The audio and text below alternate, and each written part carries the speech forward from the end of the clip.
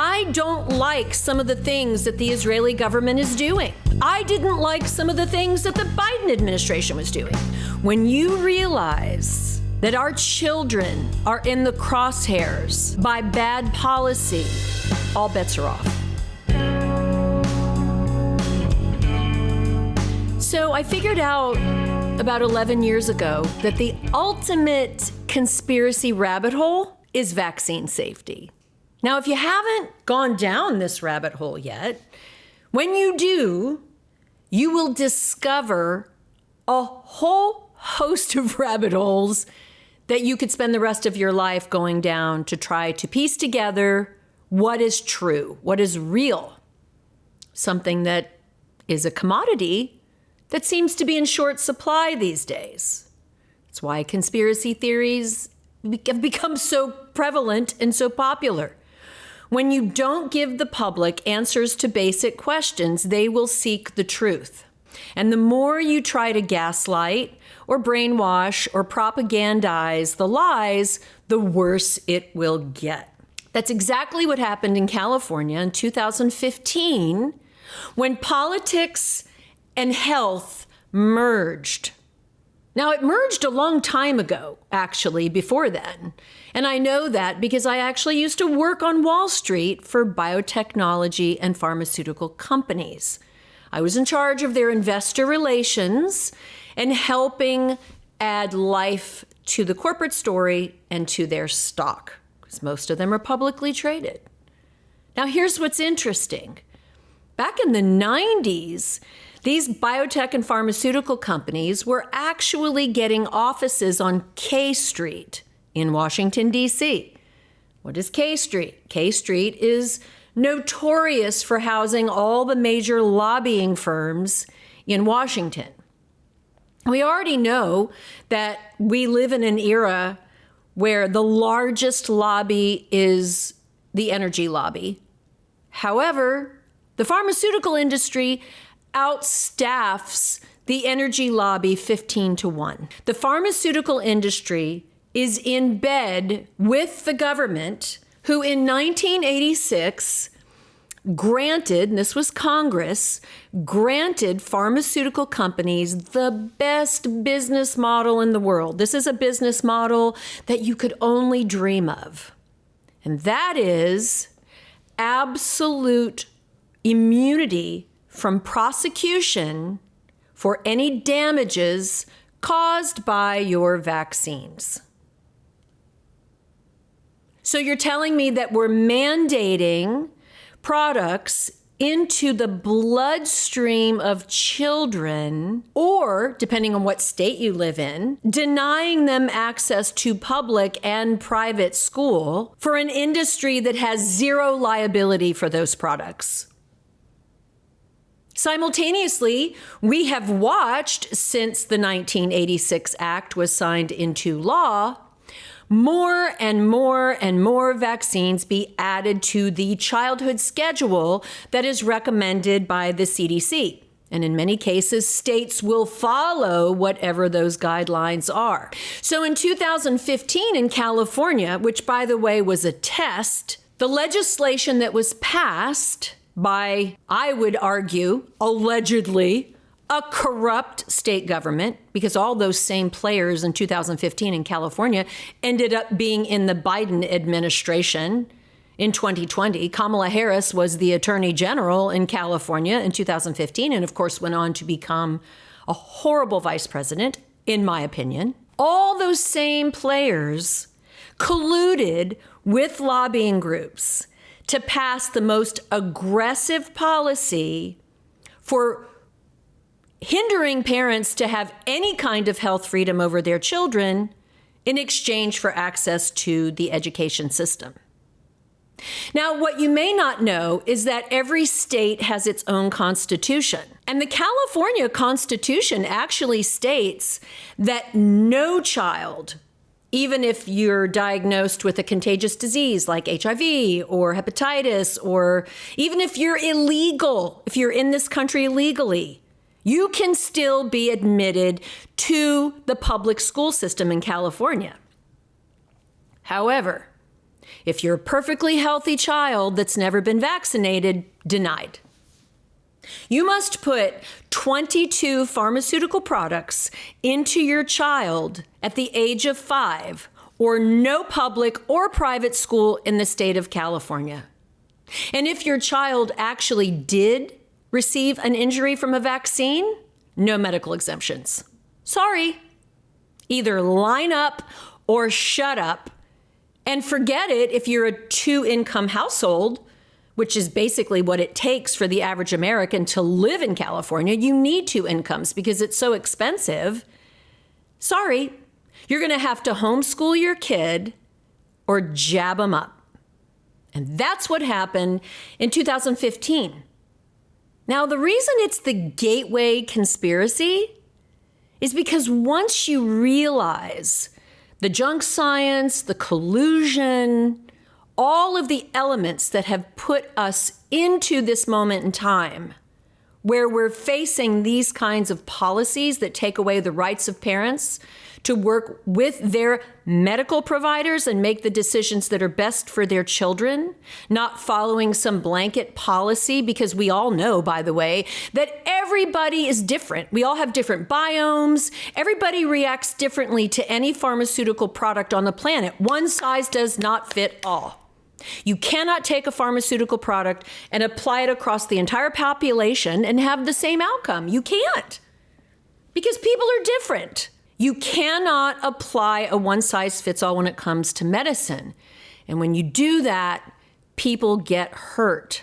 So this gateway rabbit hole very quickly will educate you on the lies that have been told about the safety and the health of our children.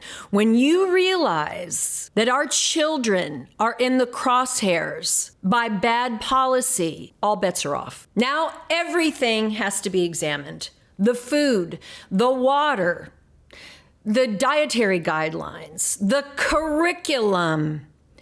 And inevitably, you're going to land at Jeffrey Epstein. You're going to land on this narrative of pedophilia. You're going to land on what happens to families who have severely injured children. What happens to families whose children are diagnosed with autism? How come we've gone from 1 in 10,000 to 1 in 14 boys in New Jersey that are diagnosed with autism? Have you ever seen what happens to a family who has a severely injured child? Do you know what the divorce rate is amongst marriages that have a severely injured child? It takes out the whole family. What better way to prevent a population from paying attention to what its lawmakers are doing than to take out the family? It is literally the devil's favorite thing to do. Destroy families. Favorite thing. Loves to do it. And when you have a child who is suffering and you can't get the financial support, the medical support, all of the recovery efforts for children with autism are being done by unbelievable moms that have become citizen scientists that know more than their doctors. Because who is more invested in a child's well-being than the mother? No one. No doctor, no healthcare professional, no politician. Nobody cares more about that child than its mother. That is why we say one of the most dangerous places in the world is between a mother and a child. Try getting between a mama bear and her cub. Watch what happens. And that's exactly what happened in 2015 in California. Unfortunately, it was too late. Because what we've learned is that by the time policy hits the floor on any legislature, the horse trading has already been done. So despite the fact that we had thousands of parents lining the halls at the state capitol in Sacramento that were covering floors and stairwells and, 2 or 3, 4 floors of parents waiting in line to speak, to object to this heinous policy. We had outlets like Sacramento Daily News or whatever it's called. I stopped reading them years ago. I just can't even remember. It was like you were reading the Babylon Bee anyway, because they were all lies. Oh, dozens of parents showed up at the state capitol. It was literally thousands. And I know because I spoke there. We watched lobbyists sell us out. Now we're in an era where we have our hero, RFKJ, Bobby Kennedy Jr., as head of HHS. We have a president who is stating his most important issue in his presidency, above tariffs, above the border, above corruption, everything is trumped, according to Trump, by autism and getting to the root. Bravo. Love to hear it. That's great. I'm a Trump supporter. I supported President Trump in 2016 when I heard him say at the Republican GOP primary debate at the Reagan Library that we were giving too many vaccines to our kids. I literally fell off my chair because this was right before Jerry Brown signed that horrible vaccine bill, SB 277, into law in California. And Trump was the first politician that I heard talk about this. And I became a one-issue voter. I became a one-issue voter specifically because of SB 277 in 2015. When I heard that, I was on board. When I heard President Trump say a few months ago that autism was his most important issue, I'm on board. But how is the administration doing? Are they taking the bull by the horns? Are they doing everything they could be doing? Because in the coming weeks on this podcast, I'm going to tell you what the score is. I'm going to let you know specifically what legally could be done that the administration is not doing to protect parental rights, to end aggressive mandates, to let parents have a decision about what goes into their children's bodies and not be hijacked or blackmailed into jabbing their kids just to have access to school. So that's what's coming. And I love President Trump and I love Bobby Kennedy and I'm so grateful. But if we don't hold them accountable at this moment in time, guess what? We're going to miss our chance. We're going to miss it because if we lose the midterms in November of this year, President Trump will become a lame duck. He will end up getting impeached. If we lose the House and the Senate, it's game over. It's hard enough as it is. We still have thousands of appointees that have not been confirmed.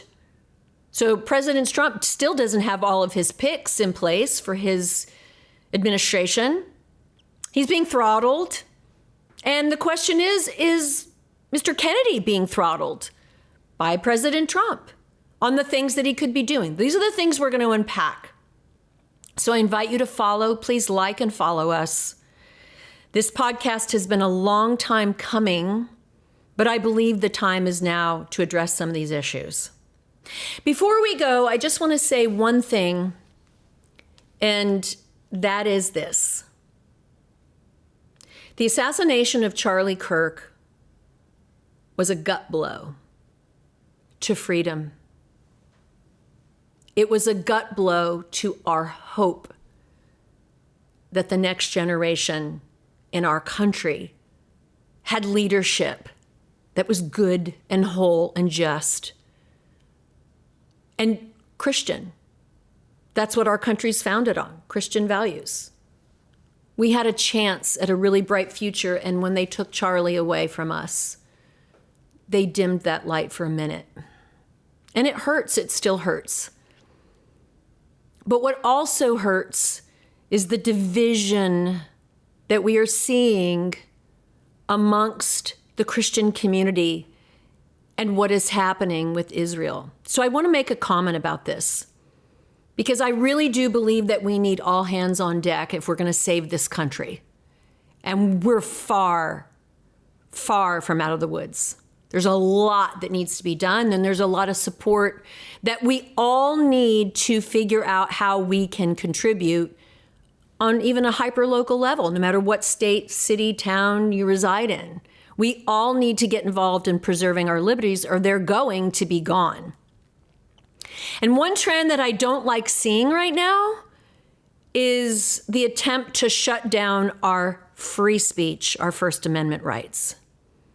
My theory is it goes back to the early 2000s in the anti-bullying campaign that they rolled out in our schools. Anti-bullying, all that is the beginning of telling kids they're not allowed to say certain words. We're going to edit and censor your speech. Do you really think a 5-year-old understands that? A 5-year-old doesn't even know how to use their body yet. They don't understand how to control impulses. There's no impulse control in a 5-year-old.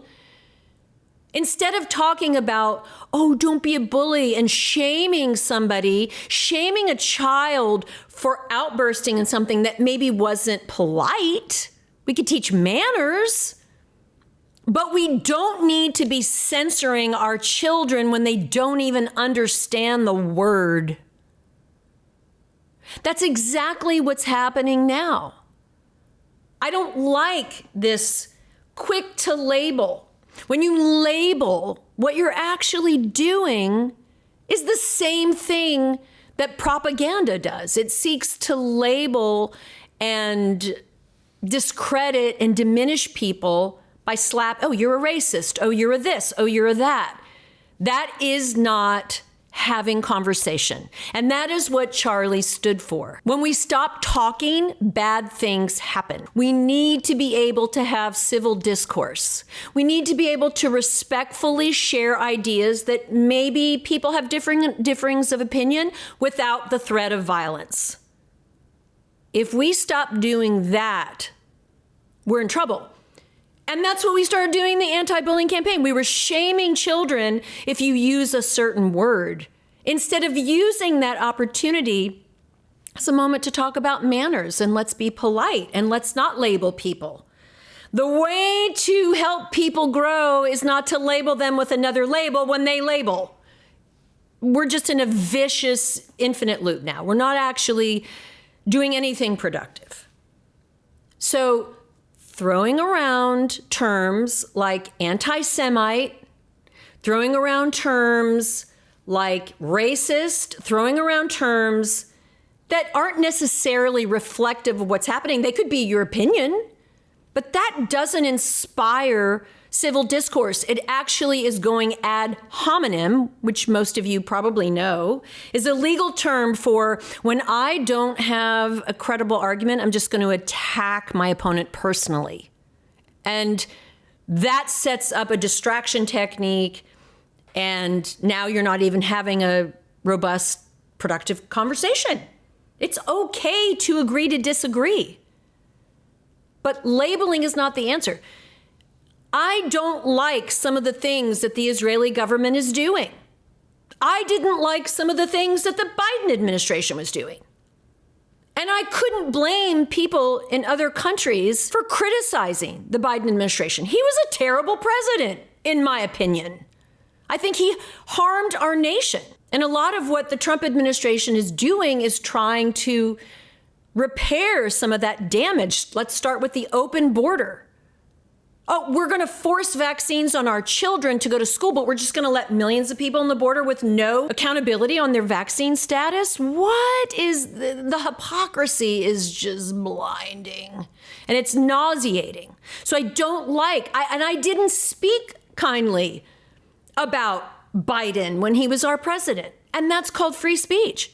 And I wouldn't blame somebody in Israel for having criticized the United States when Biden was president. Now, I believe that we will see more and more evidence that the election was stolen. I don't even believe he was a legitimate president.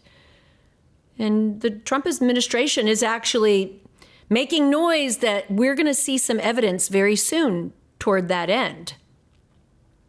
That doesn't mean that we hate the people of that country. I'm not a fan of the CCP, but I can have respect and empathy for the Chinese people. I don't like Bibi Netanyahu. I don't think he's a good leader. And I think he may be compromised, just like I fully believe Joe Biden was compromised. I still love the Israeli people. I still love Israel. You can be America first and still love Israel. Do I like some of the things that they're doing? Do I think there might be some bad actors in this whole propaganda campaign? Yes. Do I think there's been some bad actors in our government? Yes, yes, and yes. Do I think Jeffrey Epstein could be tied to Israel controlling our government, some of our politicians?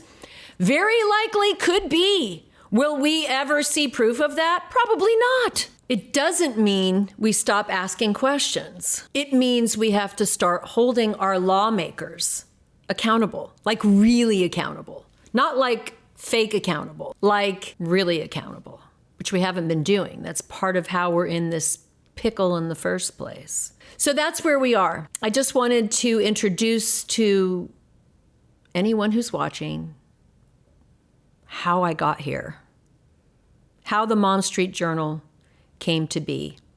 Because as a fourth generation journalist, I can tell you, writing my butt off, exposing all kinds of lies about the vaccination safety program or lack of on the Mom Street Journal in 2015 did nothing. Even though the mama bears were waking up, it didn't do anything to stop the aggressive policies that were already in play. So I know that truth sometimes isn't enough. You have to have a better understanding about how the sausage is made if we're going to make a better product and we're going to have safer standards for our children and our families. So God bless you all. Thank you for tuning in. Please like and share. I am very excited to let you all know that my producer, Cole Ventura, and I are going to be doing one a week to start. We will eventually work toward, God willing, going live so that we can read your comments and questions because there's a lot to unpack. And we are just getting started.